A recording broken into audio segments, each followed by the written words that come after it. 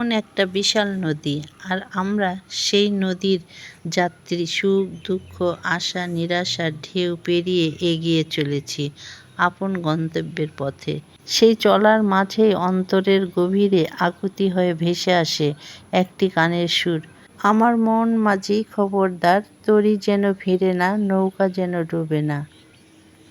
এই গান শুধু একটি গানের সুর না, বরং জীবনের পথে সঠিক দিক নির্দেশনা আর নিরাপদ গন্তব্যের একটি মমর্ষ স্পর্শ আবেদন। এইটা কোনো নদী না, এইটা আমাদের একটা পুকুর। আর পুকুর পাড়ে হাঁটতে গেলে আমার মনে হয় সুপারির যে খোসাগুলো নৌকার মতো ভাসে, তখন এই গানের কলিগুলো সত্যি অন্তরে নাড়া দেয়। আসসালামু আলাইকুম, আপনারা কেমন আছেন? আলহামদুলিল্লাহ, আমি ভালো আছি। আমাদের পুকুর পাড়ে সুপারির গাছগুলো অনেক ছোট ছোট, কারণ আমার ভালো লাগে সুপারির গাছ। আমি লাগিয়েছি, এখনো হয় নাই।